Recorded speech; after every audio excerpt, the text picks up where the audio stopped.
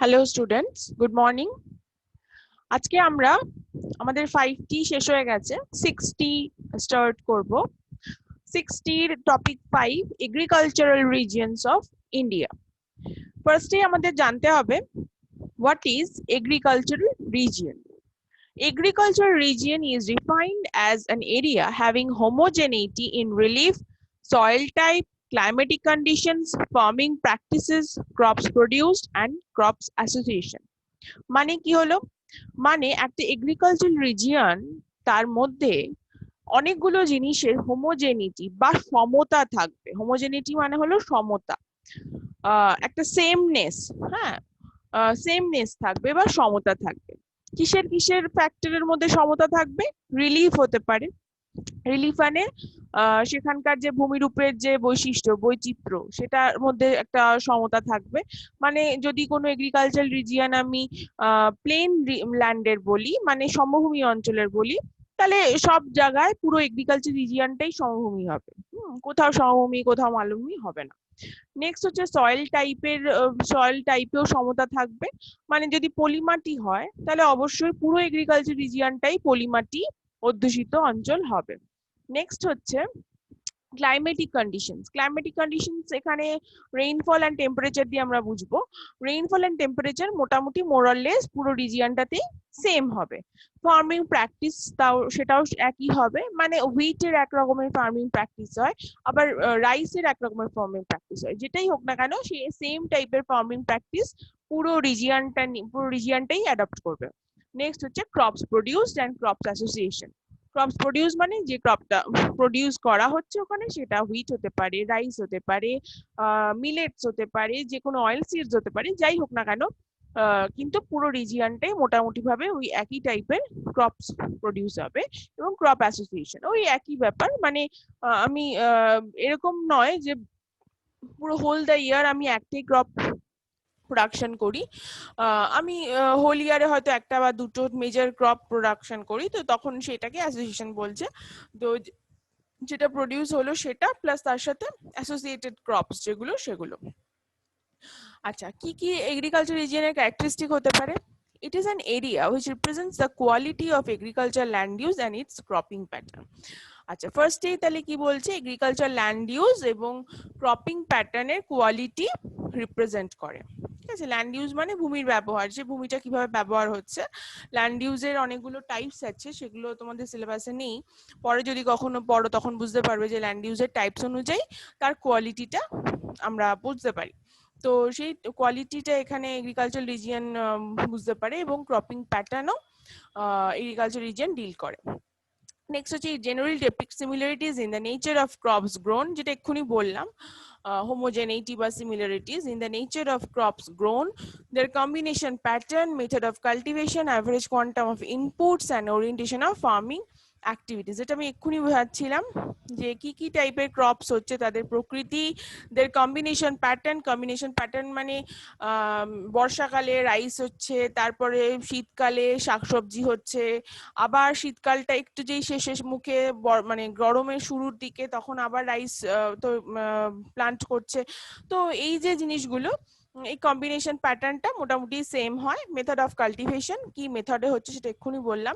Average quantum of inputs মানে হচ্ছে কি কি ইনপুট লাগছে, মানে কতটা সার লাগছে, কতটা ইনসেকটিসাইড পেস্টিসাইড দিতে লাগছে, কতটা লেবার লাগছে, এগুলো হচ্ছে inputs. And orientation of farming activities, মানে ফার্মিং অ্যাক্টিভিটিস এর এই যেটা একটু আগে বলছিলাম যে ফার্মিং প্র্যাকটিসেস এর নানা রকমের টাইপস আছে, তার মধ্যে হোমোজেনিটি থাকবে, তার মধ্যেও আমাদের সিমিলারিটিস থাকবে। আচ্ছা, নেক্সট হচ্ছে similarities mostly arise out of consistency of physical and agroclimatic conditions and sociocultural characteristics. That means physical and agroclimatic conditions, যে কোনো ফিজিক্যাল, যেটা একটু আগেই বলছিলাম, সয়েল হতে পারে, রিলিফ হতে পারে, ড্রেনেজ প্যাটার্ন হতে পারে, এই সমস্ত যে কোনো টাইপের ফিজিক্যাল কন্ডিশন যেটা এগ্রিকালচারের জন্য দরকার, সেগুলোর মধ্যে একটা সিমিলারিটিস থাকবে বা হোমোজেনিটি থাকবে। এবং অ্যাগ্রোক্লাইমেটিক কন্ডিশনের মধ্যে পড়ে রেইনফল, টেম্পারেচার, ফ্রস্ট হচ্ছে কিনা, হ্যাঁ, এগুলো হচ্ছে সব সয়েল, এগুলো সব অ্যাগ্রোক্লাইমেটিক কন্ডিশনস, এগুলো দেখতে হবে সব যেন সিমিলার থাকে। And socio cultural characteristics, socio cultural characteristics মানে হচ্ছে ধরো আমাদের ল্যান্ডের সাইজটা কিরকম, ল্যান্ড হোল্ডিং এর যে সাইজ সেটা কিরকম, তারপরে কত লোকজন এগ্রিকালচারের সাথে এগ্রিকালচারের সাথে জড়িত, এরকম কত লোকের পার্সেন্টেজ কত রয়েছে, প্লাস এটা কি তাদের মেজর ইকোনমিক অ্যাক্টিভিটি কিনা, এই সমস্ত জিনিসগুলো কিন্তু সিমিলার হয় মোটামুটি ভাবে। আচ্ছা, factors like temperature, altitude, rainfall, soils are taken into consideration in determining agricultural regions. And obviously একটা এগ্রিকালচার রিজিয়নে আমাদের বেশ কিছু ক্রাইটেরিয়া দেখতে হয়, তার মধ্যে ফার্স্ট হচ্ছে টেম্পারেচার, অল্টিটিউড, রেইনফল, সয়েলস, এগুলো হচ্ছে main factors. With the invention of new farm technologies, agriculture become drought proof and growth become more regionally balanced. এখন আমরা ক্যানাল ইরিগেশন ইউজ করি, ক্যানাল ছাড়াও আরো অন্যান্য টাইপস অফ ইরিগেশন ইউজ করি, plus নানা রকমের সিডস বেরিয়ে গেছে যেগুলো ড্রট প্রুফড। আবার অনেক সময় আমরা এমন সিড ইউজ করি যেখানে ড্রট হয় সেখানে ড্রট প্রুফ, আবার যেখানে ফ্লাড হয় ফ্লাড প্রুফ আজকাল বেরিয়েছে। যদিও এখনো ওয়াইডলি ইমপ্লিমেন্টেড হয়নি এগুলো, বাট এগুলো চেষ্টা করা হচ্ছে যাতে যতটা ফার্মার্সদের কস্ট মানে কস্টিংও ঠিকঠাক থাকবে, প্লাস ক্ষতি হবে না যে কোনো ক্লাইমেটিক কন্ডিশনে, সেই সিডস গুলো যাতে অ্যাডাপ্ট করে নিতে পারে সেই রকম চেষ্টা করা হচ্ছে, নানা রকম টেকনোলজি দিয়ে চেষ্টা করা হচ্ছে। আচ্ছা, it can be said that however hard we try to implement the changes in the cropping pattern and other structural changes, the factor of agroclimatic condition cannot be ignored. হ্যাঁ, এটা অবশ্য ঠিক যে যতই আমরা টেকনোলজি নিয়ে আসি না কেন, কিন্তু কিছু না কিছু হার্শ ক্লাইমেটিক কন্ডিশন আসলে সেগুলো তখন কিছুতেই আর কি মানে আমরা ক্ষতি আটকাতে পারি না। তো সেটা তো আর কিছু করার নেই, সেটা নেচারের হাতে, আমাদের আমাদের এইটুকু এটা লিমিটেশন আমাদের, যে আমরা কিছুতেই নেচারকে ছাপিয়ে যেতে পারি না। যাই হোক, তাও আমরা আমাদের মতো চেষ্টা করছি যাতে আমরা সেই সমস্ত হার্শ ক্লাইমেটিক কন্ডিশনস গুলোকে ওভারকাম করতে পারি, বাট ফুললি কখনোই করা সম্ভব না, কিছু না কিছু লিমিটেশনস আমাদের থাকবে। আচ্ছা, নেক্সট হচ্ছে agriculture regions of India. India is a vast country, India তো জানোই বিশাল বড় কান্ট্রি, এবং ইন্ডিয়াতে ভ্যারিড রিলিফ, ভ্যারিড অল্টিটিউড, তারপর সয়েল টাইপস, এগুলো প্রচুর রকমের ভ্যারাইটি আমরা দেখতে পাই থ্রু আউট হোল ইন্ডিয়া। সুতরাং এগ্রিকালচার রিজিয়ন এখানে অনেকগুলো হবে, এবং এই ভ্যারাইটির উপর ডিপেন্ড করে এক এক জায়গায় এক এক রকম ক্রপ প্রোডাকশন হয়, ক্রপ অ্যাসোসিয়েশন এক এক জায়গায় এক রকম থাকে। আমি যতই টেকনোলজি ইউজ করি না কেন, ওই স্পেশাল মানে একটা রিজনের ক্রপ আমি আরেকটা রিজনে প্রডিউস করতে পারি না, প্রডিউস করলেও সেটা খুব বেশি প্রোডাকশন হবে না। তো সেই জন্য তার ভিত্তিতে এগ্রিকালচার রিজিয়নকে ডিলিনিয়েট করার যে একটা অ্যাটেম্পট, সেটা ফার্স্ট শুরু হয়েছিল এই 1926 এরকম একটা সময় থেকে, তখন ব্রিটিশ পিরিয়ড ছিল, তখনই এটা ফার্স্ট স্টার্ট করে। এটা করার ওদের উদ্দেশ্য ছিল এটাই যে কোন রিজিয়নে কোন ক্রপটা প্রোডাকশন হচ্ছে, তাহলে সেই রিজিয়ন থেকে সেই ক্রপটা নিয়ে ওরা সেটাকে ট্রেড করবে, বাইরে নিজেদের দেশে ওরা ট্রেডিং করবে। সেই জন্য ওরা ফার্স্ট এগ্রিকালচার রিজিয়ন ডেলিনিয়েট করাটা অ্যাটেম্প্ট করা শুরু করে। এবং তারপরেও আমরা যখন স্বাধীন হয়ে গেলাম, স্বাধীনতার পর তখনও আমাদের এগ্রিকালচার সায়েন্টিস্ট যারা তারা এই কাজটা করছিলেন, কারণ আমরা প্রোডাকশনটা সেই মতন তাহলে করব, এবং সেই মতন পলিসি নেওয়া হবে যে এই রিজিয়নে এই ক্রপস গুলো হয়, এখানকার এই প্রবলেম, তাহলে এই অনুযায়ী এখানকার এই পলিসি হবে। তো সেই কারণে এগ্রিকালচার রিজিয়নটা তখন ডেলিনিয়েট করা ভীষণ ইম্পর্টেন্ট হয়ে দাঁড়ালো, এবং তারপর সবার নানা রকম ডেলিনিয়েশন দেখে Indian council for agriculture research ICAR তারা একটা সিম্পল অ্যান্ড কম্প্রিহেন্সিভ একটা রিজিয়নের টাইপস প্রোভাইড করলো, সেটাই আজকে আমরা পড়বো। ফার্স্ট টাইপ হলো রাইস, জুট, টি রিজিয়ন। এটা কোথায় রয়েছে? ফার্স্ট রিজিয়ন ইনক্লুডস, এটা একটা বিশাল বড় region. The first region includes lowlands, valleys and river deltas in the states of Assam, Arunachal Pradesh, Tripura, Meghalaya, West Bengal, Odisha, northern and eastern Bihar, parts of Jharkhand and Chhattisgarh, and তারাই region of Uttar Pradesh. তার মধ্যে আমরাও রয়েছি, দেখতে পেলে এখানে West Bengal রয়েছে। মানে যে অঞ্চলটাই রিভার, একটা রিভারের লোল্যান্ড, মানে রিভারের প্লেন বলতে পারি, রিভারের টেনে আনা অ্যালুভিয়াম দিয়ে যেখানটা তৈরি, সেই পুরো ভাস্ট রিজিয়নটাই কিন্তু rice, jute and T region. এবং এখানে একটাই সুবিধা, এখানে যেহেতু এখানে খুব রিচ অ্যালুভিয়াল সয়েল রয়েছে, তো সেই জন্য এখানে রাইস অ্যান্ড জুটটা খুব ভালো হয়। টিটা পুরো এরিয়া জুড়ে হয় না, টিটা অনলি আপার এরিয়াতে হয়, তাও সেটা তারাই রিজিয়নে হয় এবং হিমালয়ান রিজিয়নটাতে হয়। কিন্তু যেহেতু ওই রিজিয়নটাও আমাদের আসাম, ওয়েস্ট বেঙ্গল, অরুণাচল প্রদেশের মধ্যে রয়েছে, তাই টিটাকেও এই মানে রাইস অ্যান্ড জুটের সাথে জুড়ে দেওয়া হয়েছে। তবে আজকাল অনেক সময় হিমালয়ান রিজিয়নেও কিন্তু রাইস কাল্টিভেশনটা হচ্ছে, জুট হচ্ছে না, কারণ জুটে প্রচুর জল দাঁড়িয়ে রাখতে লাগে, অত জল থাকলে ওখানে ল্যান্ডস্লাইড হয়ে যাবে, তাও রাইসটা হচ্ছে। The rainfall varies from 180 to 250 centimetre, এই রিজিয়নটায় 180 থেকে 250 সেন্টিমিটার রেইনফল দেখতে পাওয়া যায়।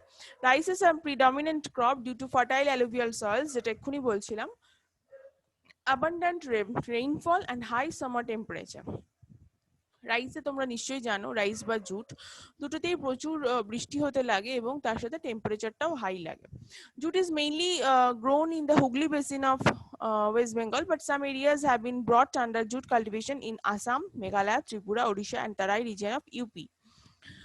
Tea is mainly grown in Assam, Darjeeling and Jalpaiguri areas of West Bengal and Tripura. হ্যাঁ, বুঝতেই পারছো, টিটা তো হিমালয়ান রিজিয়ন আর তারাই রিজিয়ন ছাড়া হবে না, তো সেই জন্য টিটা ওইদিকেই হয়। এছাড়াও যেগুলো ক্রপ অ্যাসোসিয়েটেড রয়েছে সেগুলো কি কি, sugar cane and tobacco are grown in Bihar, এই রিজিয়নে সুগার ক্যান অ্যান্ড টোব্যাকো হয়। কোকোনাট তো হয়ই, কোকোনাট ট্রি চারিদিকে আমাদের এখানে এত দেখতে পাবো, এছাড়া কোস্টাল রিজিয়নে গেলে আরো অনেক বেশি দেখতে পাবে।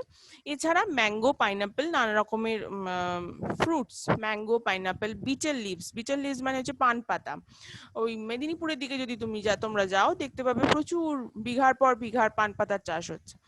Bananas, jackfruits and oranges are the main fruit crops.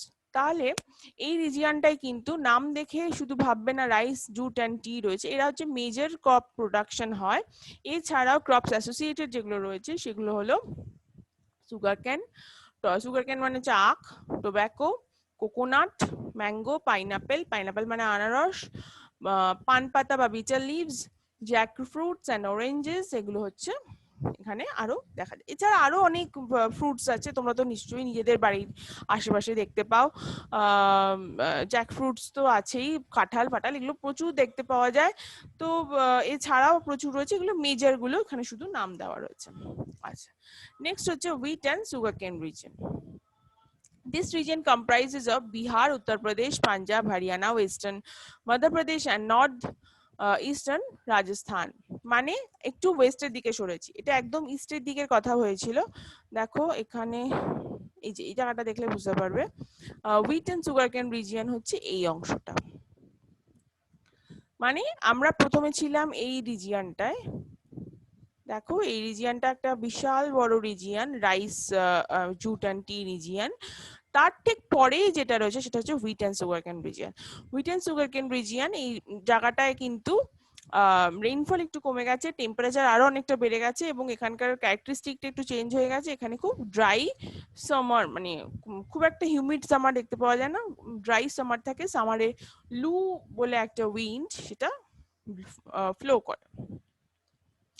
আচ্ছা, এবার দেখি কি বলছে। Most of the areas have rich fertile alluvial soils. এই জায়গাতেও প্রচুর রিভার্স রয়েছে, যে জায়গাটা এক্ষুনি দেখালাম সেখানে, সেই জন্য alluvial soil এর কোনো ঘাটতি নেই। With some parts having black and red soils, একটু মানে যেগুলো রিভার থেকে একটু দূরে সেখানে ব্ল্যাক অ্যান্ড রেড সয়েলও দেখতে পাওয়া যায়। রেইনফল ইজ মডারেট, যেটা এক্ষুনি বললাম, রেইনফলটা একটু কমে গেছে। সব থেকে বেশি হয় ইস্টার্ন রিজিয়নে, যেটা rice, tea and jute region ছিল। তারপরে পরের রিজিয়নটা রেইনফল একটু কম, large part of which is caused by south west monsoon in summer. তো জানি আমরা পুরো ইন্ডিয়াতেই আমরা maximum rainfall south west monsoon থেকে পাই। Some rainfall is caused by western disturbances in winter. হ্যাঁ, আমরা যেটাকে পশ্চিমী ঝঞ্ঝা বলি, শীতকালে পশ্চিমী ঝঞ্ঝার থেকেও কিন্তু এরা এই অঞ্চলটা বেশ কিছুটা বৃষ্টি পায়। নেক্সট হচ্ছে irrigation is a vital input in dryer areas. যেহেতু এখানে বৃষ্টিটা অনেকটাই কমে গেছে সেই জন্য এখানে ইরিগেশন লাগে, না হলে পুরো বছর ধরে এখানে এগ্রিকালচার অ্যাক্টিভিটি করা সম্ভব নয়। As its name indicates, this region is dominated by wheat and sugarcane cultivation. এখানে wheat maximum, যদি তোমরা ওই রিজিয়নটায় যাও ম্যাক্সিমাম জায়গায় wheat দেখতে পাবে, সুগারকেনও আছে, যেখানে সুগারকেন হয় সেখানে আবার বিঘার পর বিঘা জমি সুগারকেন হয়। The main wheat belt of India extends over Punjab, Haryana, Ganga, Yamuna, Doab of Uttar Pradesh and northeastern Rajasthan. North eastern Rajasthan মানে হচ্ছে সেই দিকটা একটু হলেও আর কি এগ্রিকালচারাল অ্যাক্টিভিটি হয়, তারপর যত ওয়েস্টের দিকে যাওয়া যায় রাজস্থান পুরোপুরি ডেজার্টিক হয়ে যায়। আর মেইনলি হুইট বেল্টটা ওই পাঞ্জাব হরিয়ানা থেকে শুরু হচ্ছে, পাঞ্জাব হরিয়ানা থেকে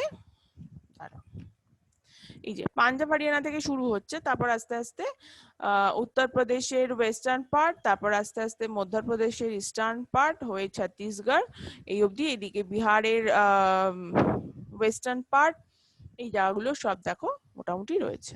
ঠিক আছে, এই অংশটা হচ্ছে অনলি রাজস্থানের মধ্যে পড়ে, খুব খুব একটা ন্যারো অংশ, খুব বেশি বড় রাজস্থানের মধ্যে পড়ে না। আচ্ছা, নেক্সট হচ্ছে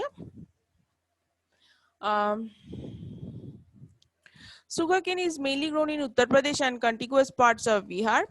উত্তরপ্রদেশে ছাড়া সুগারকেন হবে না, কারণ সুগারকেনে ভালো জল লাগে, কারণ তোমরা জানো যে সুগারকেন বা আখ বেশ জুসি হয়, তাই তো, ভেতরে জল ওরা স্টোর করে, তো সেই জন্য জল দিতে লাগে, জল না হলে সুগারকেন প্রোডাকশন হবে না, অনেকটাই জল লাগে কম্পারেটিভ টু কম্পেয়ার টু হুইটে অতটা জল লাগে না, সুগারকেনে কিন্তু অনেকটাই জল লাগে, সেই জন্য উত্তরপ্রদেশেই মেনলি হয়, যে দিকটা তাও একটু ভালো বৃষ্টি হয় সেই দিকটাই সুগারকেন হয়, এবং সেখানে সুগারকেন ফ্যাক্টরি আছে, সেই জন্য যাতে সুগারকেন প্রোডাকশনের পরেই ফ্যাক্টরিতে নিয়ে গিয়ে চিনি বা সুগার, আমরা যে চিনি খাই সেগুলো ওখানে প্রোডাকশন হয়।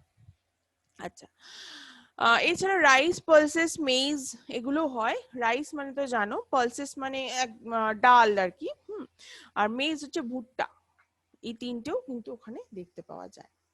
এছাড়া হচ্ছে কটন রিজিয়ন রয়েছে, কটন রিজিয়ন তোমরা নিশ্চয়ই জানো, ছোট থেকে পড়ে আসছো, ব্ল্যাক কটন সয়েল, আমরা আমাদের ইন্ডিয়ার নিচের দিকে ডেকান প্ল্যাটো রিজিয়ন, সেখানে ব্ল্যাক কটন সয়েল রয়েছে, কারণ সেখানে ব্যাসল্ট ডমিনেটেড এরিয়া ছিল, মানে সেখানে লাভা দিয়ে তো ডেকান প্ল্যাটোটা তৈরি হয়েছিল, সেই লাভার নেচার ছিল ব্যাসল্টিক লাভা, তো সেই ব্যাসল্ট, তারপরে সেই লাভা আস্তে আস্তে ঠান্ডা হয়ে ব্যাসল্ট ফর্ম করে, এবং ব্যাসল্ট নিশ্চয়ই তোমরা জানো, এই যে ট্রেনে করে তোমরা যাও, ট্রেনের রেল লাইনের পাশে যে কালো পাথরগুলো পড়ে থাকে সেগুলো হচ্ছে সব ব্যাসল্ট, যেহেতু ব্যাসল্ট মোটামুটি কালো হয়, ব্যাসল্টের ভেরিয়েশন আছে কিন্তু মোস্টলি কালো, কালো বা ব্রাউন, এর বাইরে কিছু হয় না, ব্ল্যাকিশ ব্রাউন বলা চলে, খুব একটা হালকা ব্রাউন হয় না।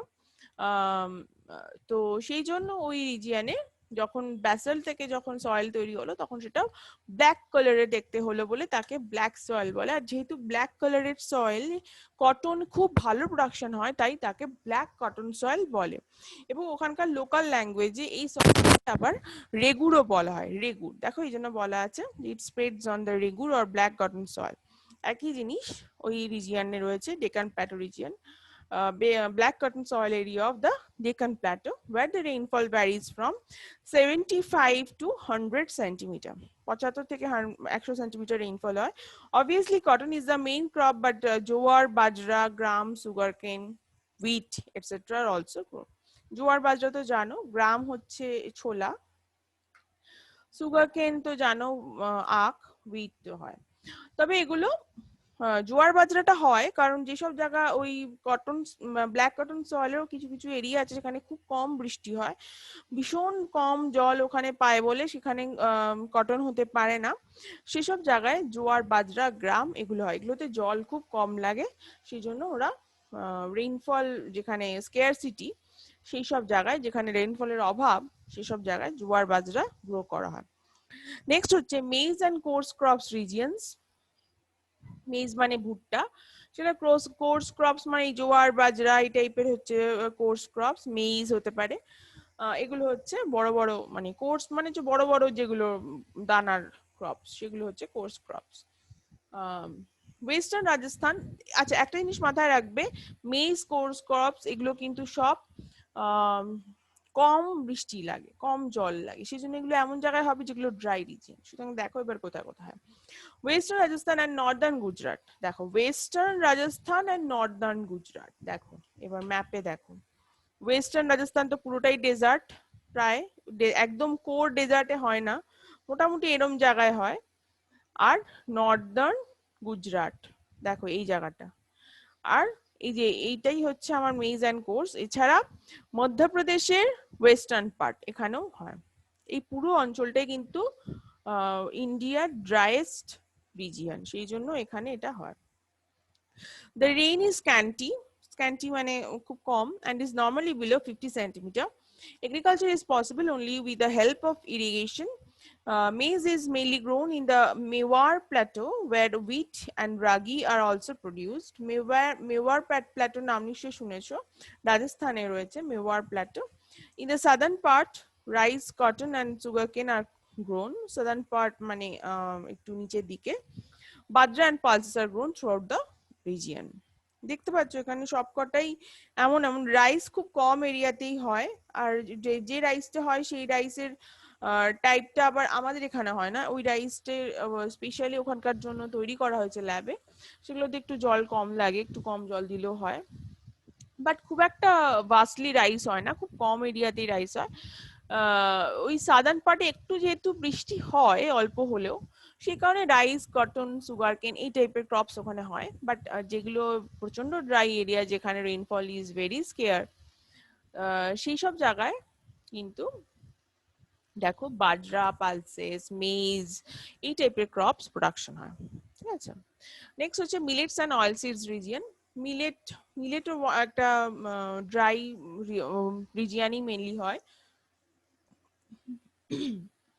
This region includes areas of poor soils and broken topography, যেখানে আর কি সয়েলের ফার্টিলিটি খুব কম, ইনফার্টাইল একটা সয়েল রিজিয়ন, সেসব জায়গায় মিলেট প্রোডাকশন হয়। এছাড়া ব্রোকেন টোপোগ্রাফি মানে যেসব জায়গায় ওয়াটার ইরোশনের ফলে ওয়াটার দিয়ে সয়েল ইরোশন হয়ে সেখানে খুব ব্যাডল্যান্ড তৈরি হয়। ব্যাডল্যান্ড মানে নিশ্চয়ই জানো, ব্যাডল্যান্ড মানে বলছি, দেখবে সয়েল ধরো একটা ধরো এরকম একটা ল্যান্ড ছিল, এবার এই যে একটু আনডিউলেটিং ল্যান্ড থাকার ফলে এইসব জায়গাগুলো সয়েল, বৃষ্টি যখন হবে বৃষ্টির জল, এবং এইগুলো মেইনলি ড্রাই রিজিয়নই হয়, যেখানে সারাক্ষণ বৃষ্টি হচ্ছে সেই সব জায়গায় এরকম ব্যাডল্যান্ড দেখতে কম পাওয়া যায়। যেখানে ড্রাই রিজিয়ন সেখানে যখন বৃষ্টি হয় তখন ভীষণ ফোর্স থাকে সেই বৃষ্টির জলে, এবং সেই জন্য তখন কি হয় দেখা যায় সেই বৃষ্টির জল এই যে আনডিউলেটিং জায়গাগুলো রয়েছে সেখানে পড়ে, এবং চারিদিক থেকে এসে পড়ে, এবং তখন এখানে অনেক জল জমে এখান থেকে আস্তে আস্তে ফ্লো করে মানে যেদিকটা ঢালু রিজিয়ন স্লোপের দিকে চলে যায়। এবং এটা বছরের পর বছর হওয়ার পরে দেখা যায় যে এই যে ল্যান্ডটা ছিল যেখানে আনডিউলেটিং খুব কম আনডিউলেটিং ছিল, সেটা আস্তে আস্তে ডিপেন্ড হচ্ছে। এই জিনিসটাকেই বলে হচ্ছে ব্রোকেন টোপোগ্রাফি। যত জল পড়বে এখানে এবং তত ইরোশন হবে, এবং ইরোশনের ফলে যেহেতু এখানকার মাটি খুব ঝুরঝুরে, এখানে সেরকম নর্মাল সময় রেইনফল হয় না, এবং গাছপালাও কম থাকে যেহেতু জল পায় না বলে, সেই জন্য এইসব জায়গায় জল পড়লে খুব সহজে সয়েল ইরোশন হয়ে যায়, এবং সেটা ধীরে ধীরে এই জিনিসটাই এইরকম দেখতে হয়েছে ব্রোকেন টোপোগ্রাফি। তো সেই জন্য এইসব জায়গায় খুব ভালো ফার্টিলিটি তো থাকেই না, প্লাস যেহেতু ল্যান্ড মানে একদম টানা ল্যান্ড পাওয়া যায় না, মাঝে মাঝে এরকম ব্রোকেন হয়ে যায়, তো সেই জন্য এখানে খুব একটা ভালো প্রোডাকশন মানে ক্রপ প্রোডাকশন করা যায় না। কোথায় দেখো, Karnataka Plato, parts of Tamil Nadu, southern Andhra Pradesh and eastern Kerala, সেসব জায়গায় এরকম ব্রোকেন টোপোগ্রাফি দেখতে পাওয়া যায়, এবং পুয়ার সয়েলের জন্য মিলেটস অ্যান্ড অয়েলসিড মেইনলি সেসব জায়গায় ক্রপ প্রোডাকশন হয়। The rainfall varies from 75 to 125 centimetre. এগুলোতে খুব রেইনফলটা একটু ভ্যারি করে, 75ও আছে আবার 125ও আছে। 125 মানে মোটামুটি বৃষ্টি ভালোই হয়। The millets include bajra, ragi, jowar, while the oilseeds grown are the groundnut and castor. Pulses are also grown. Pulses মানে ডাল। Mangoes and bananas are important food crops. হ্যাঁ, ম্যাঙ্গোজ অ্যান্ড ব্যানানাস হয়, বাট সেই mangoes গুলো আবার আমাদের এখানকার mangoes types নয়, সেগুলো একটু অন্য টাইপের ম্যাঙ্গোজ। ওখানে প্রায় হোল ইয়ার সাউথ মানে যেসব রিজিয়ন গুলোর নাম বললে সাউথ ইন্ডিয়ার, ওখানে হোল ইয়ার ম্যাঙ্গো হয়, কারণ ওদের শীতকাল বলে কিছু নেই, ওদের শীতেও কোনো খুব একটা ঠান্ডা পড়ে না, সেই জন্য ওদের পুরো সারা বছর ধরে ম্যাঙ্গো আর ব্যানানা হয়। নেক্সট হচ্ছে ফ্রুটস অ্যান্ড ভেজিটেবল রিজিয়ন। মোটামুটি কাশ্মীর ভ্যালি ভ্যালি রিজিয়ন যেহেতু এবং ওখানকার টেম্পারেচারটা যেহেতু কম, সেজন্য ওখানে অ্যাপেল এরকম টাইপের, চেরিজ, হ্যাঁ, প্লাম, এই সমস্ত, প্লাম জানি না তোমরা জানো কিনা, এক ধরনের ছোট ছোট চেরির মতো দেখতে হয়, চেরি থেকে একটু বড় সাইজে, তো খুব সুন্দর খেতে ওগুলো হয়। ওগুলো সব শীতকালের ফল, ওগুলো ওই অঞ্চল ছাড়া হবে না। সেই জন্য ওগুলো অ্যাকচুয়ালি ইউরোপিয়ান ফ্রুটস বলা যেতে পারে, কিন্তু ওগুলো আম, ওই কাশ্মীর রিজিয়নেও হয়। ওখানে রেইনফল মোটামুটি ভাবে ভ্যারি করে এবং ওখানে শীতকালে বৃষ্টি হয়, মানে ডিসেম্বরের সময় বৃষ্টি হয়, কারণ ওয়েস্টার্ন ডিস্টারবেন্সেস এর জন্য হয়, পিশমি ঝঞ্ঝার জন্য। Apple, peach, cherries, plum, apricot are grown in the west while oranges are imported in the east. হ্যাঁ, অরেঞ্জ ওখানে প্রচুর হয়, অ্যাপেল ওখানে ভাস্ট হয়, অরেঞ্জ ওখানে ভাস্ট হয়, চেরি, পিচ, প্লাম এগুলো ভালোই দেখা যায়। এছাড়া rice, maize, ragi, potatoes, Chillies and vegetables are also grown, but এটা অ্যাকচুয়ালি ভ্যালিতে না, এটা একটু এদিক ওদিক হয়, রাইস ফাইস গুলো একটু নিচের দিকে হয়। ভ্যালিতে মেইনলি এই পিচ, চেরিজ, অ্যাপেল, অরেঞ্জেস এগুলো হয়। আর লাস্ট হলো টেম্পারেট হিমালয়ান রিজিয়ন। এর মধ্যে ওই ফ্রুটস অ্যান্ড ভেজিটেবল রিজিয়নসটা ইনক্লুডই রয়েছে। তো ওই হিমাচল প্রদেশ, উত্তরাখণ্ড, যেগুলো একটু হায়ার অল্টিটিউড রিজিয়ন, যেখানে সারা বছর ঠান্ডা থাকে, সেসব রিজিয়নে যেহেতু টেম্পারেট ক্লাইমেটের মতন ওয়েদার দেখতে পাওয়া যায়, সেই জন্য ওইসব জায়গায় টেম্পারেট হিমালয়ান রিজিয়ন বলা হচ্ছে, এবং এখানে মেইনলি ফ্রুটস টাইপের প্রোডাকশনই হয়। এই ছিল আমাদের এগ্রিকালচার রিজিয়নস, এবং এই হলো আমাদের ম্যাপ। যখন এটা মুখস্থ করবে তখন ম্যাপ দেখে দেখে পড়বে, এবং এটা 10 মার্কসের একটা সিঙ্গেল 10 মার্কসের কোশ্চেন আসতে পারে। এছাড়া যে কোনো একটা রিজিয়ন 5 মার্কসে আসতেই পারে, এছাড়া যে কোনো একটা রিজিয়নের লোকেশন 2 মার্কসে আসতে পারে। এই ছিল আমাদের আজকের টপিক, এখানেই তাহলে শেষ হলো। ওকে, থ্যাংক ইউ, ক্লাসটা এখানেই শেষ করছি।